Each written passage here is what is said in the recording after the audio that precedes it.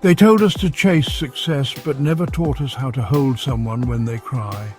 They raised us on broken mirrors and called the cracks character. In a world where images are bought and souls are borrowed, a boy stood in front of a canvas, silent, shaking, painting his scream with colour. Rain Bordo, not a name, a rebellion stitched in burgundy, a storm disguised as kindness. He never wanted fame, he wanted meaning, he wanted empathy to survive the fire. And so he gave us a plan B. Because plan A, this world we inherited, with its glass smiles and digital love, was never made for the soft-hearted. He painted truth without permission. He wrote poems that bled at the edges, and when they turned their backs, he turned their silence into art. Without the right image, defeat fades into wallpaper, and the past gets auctioned to the highest bidder. He said that, in the middle of the night, while rain tapped the window like a lullaby for the abandoned, he knew, without values you become a puppet in the theatre of emptiness, and, you know, emptiness doesn't clap. So he stared into the void, not to escape, but to understand.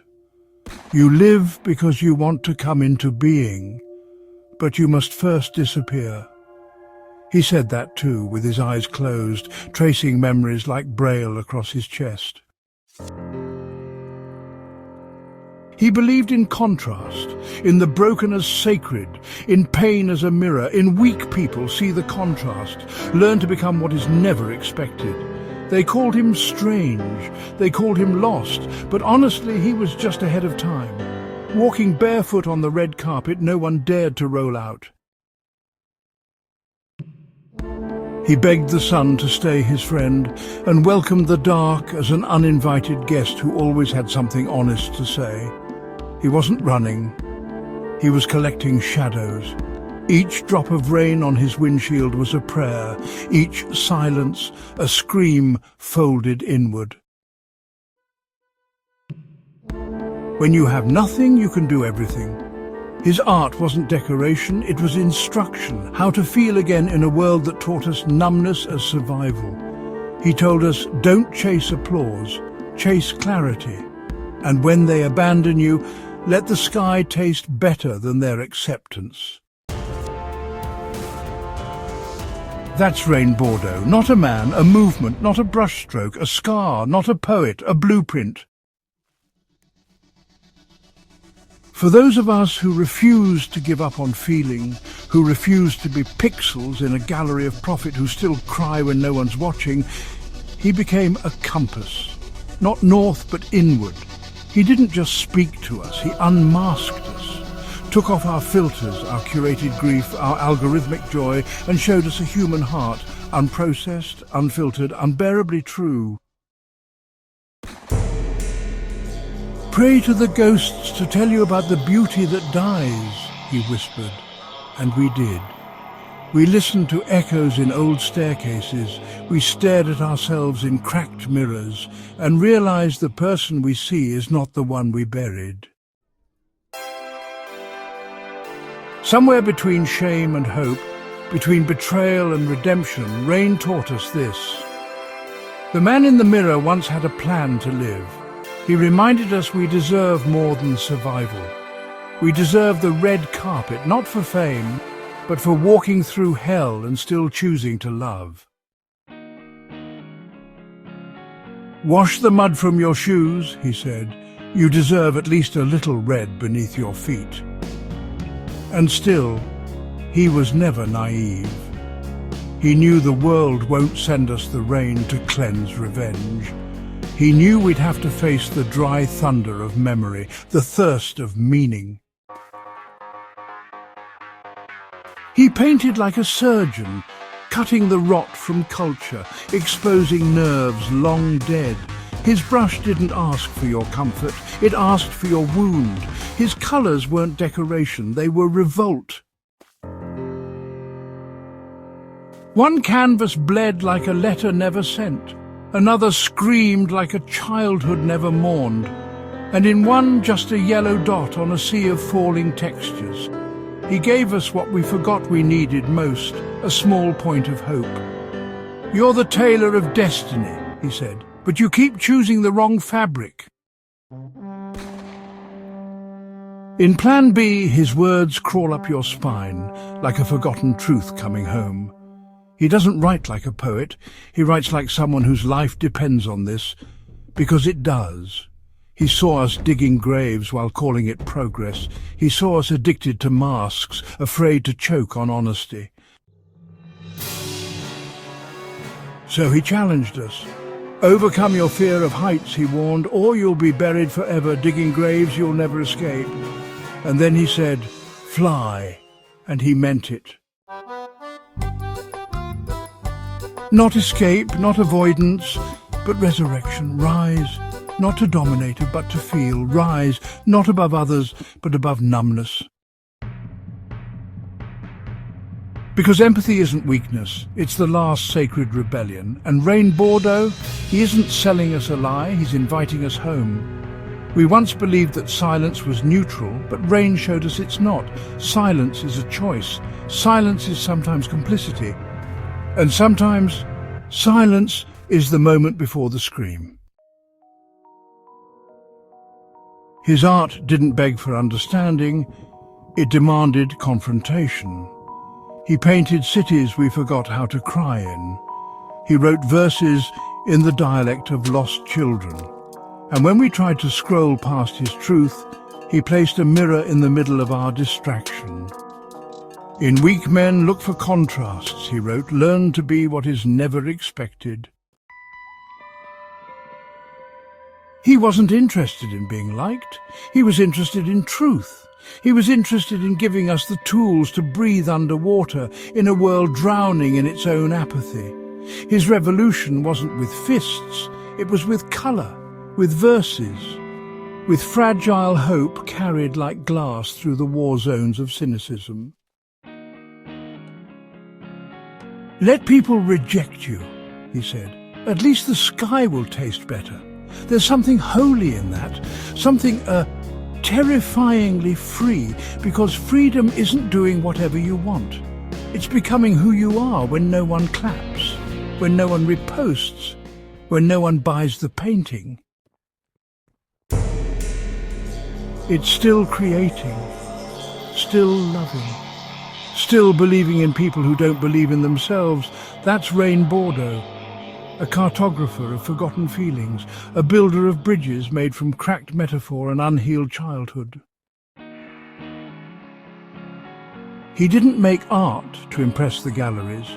He made art so a single human soul, sitting alone at 3 in the morning with clenched fists and wet cheeks, could remember, you can still choose to live. He reminded us that sometimes the most radical act is tenderness. Sometimes the protest is not the scream, but the softness that refuses to die. His song Plan B isn't about giving up. It's about becoming what the world forgot to nourish. You live because you want to begin, he writes, but first you must vanish. Not death, but death of ego, of the idea that you are only what they made you. Erase the ink they wrote on your skin. Write your own name, in sweat, in starlight, in mistake. His words cut, but they also bloom. His paintings ache, but they also ignite. And you know, when you let his truth inside you, you don't become someone else. You become more yourself than ever before. That is Bordo's legacy. Not fame, not fortune, but empathy that outlives the artist. They called him sensitive, as if that were a weakness, as if feeling deeply was some kind of disorder. But Matteo, Bordo, turned that insult into a superpower. He walked into rooms heavy with apathy and opened windows. He painted walls where others saw only silence. He wrote verses where others built fences. His truth wasn't gentle, but it was kind. There's a difference. Kindness is what survives the fall. Kindness is what teaches you to rise even when no one else does. Still, I beg the ghosts, he wrote, to tell me of the beauty that dies. He mourned, not for attention, not for legacy, but because, well, mourning is how empathy breathes. He understood that we live in mirrors, but most of us don't look. We flinch, we turn away. Not rain. He stared into his own reflection until it cracked. Then he made art from the shards. He knew that the world was broken. He just refused to be another hammer. Instead, he became a light, a strange, flickering, beautiful light, guiding strangers home to themselves. You may not understand every brushstroke, you may not decode every verse, but you will feel it in your bones, in your memories, in the places inside you that you forgot had names. Sometimes all it takes is a gesture, a bit of kindness, a bit of recognition. You see, there are those among us who walk through life feeling invisible, carrying burdens no one else can see. And for them, a little warmth, a little welcome, can feel like rolling out a red carpet. It's not about grand gestures, but about letting the lonely know they're seen, that they belong, even if only for a moment. Wash the mud off your shoes, he told us. You deserve a little red carpet. That's what he did. He rolled out red carpets for the lonely, for the misfits, for the broken kids who grew up and still carried the ache. He told us, you matter, even now, especially now. Rain Bordo doesn't offer escape, he offers confrontation, and then, after the tears, he offers hope.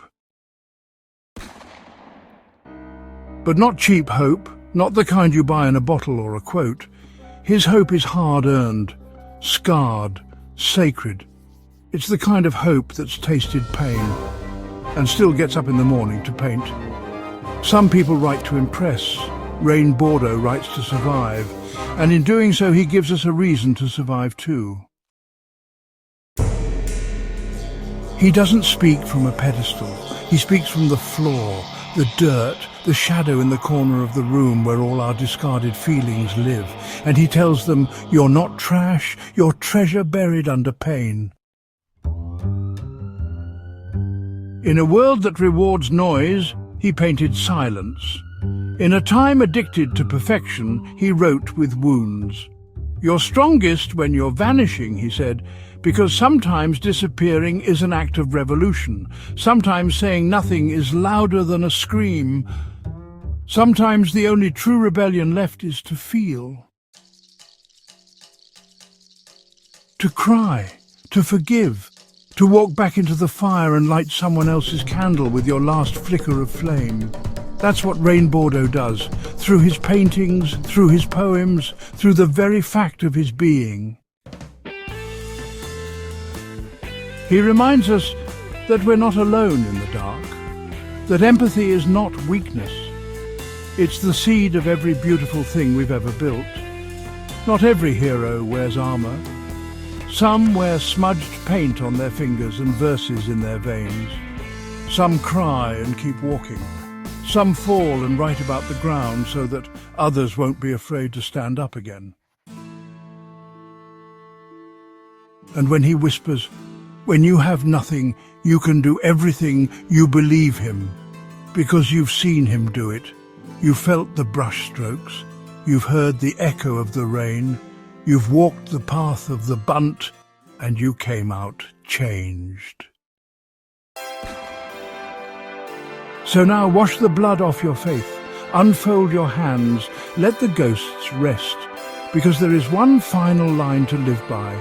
Fly, even when it hurts, especially when it hurts. Fly, Because Plan B was never just a poem, it was a blueprint for those of us who believe that empathy must win.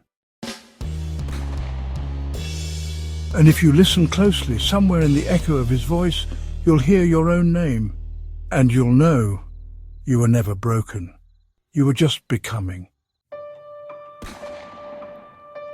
Plan B. Without the true image that means the most, a pale defeat remains. The image of the past is sold. Without true values, you are a puppet and think. Will your life be lonely because you are dust under God's feet? You live because you want to come into being, but you must disappear, to erase the ink from your name, which is just a note in the past. While you pray to the sun to be your friend, you beg the darkness for being an unwanted visitor. When the last cry of truth disappears between the raindrops, then hide the tears of betrayal, because when you have nothing, then you can do anything. See the contrasts in weak people. Learn to be what is not expected. Let people reject you. At least the sky will taste better to you. Be careful whose dreams you fulfill. Realize that you are the strongest when you disappear. You still pray to the spirits to tell you about the beauty that is dying. In this house you don't see yourself in the mirror. The man you're looking at had a plan to live. So wash the mud off your shoes. You deserve a little red carpet. The rain won't come to wash away the traces of revenge. As a tailor of fate, you choose the wrong fabrics. And on this porch, you stand clothed in shame and flight. So conquer your fear of heights, because you'll be digging graves forever. Fly.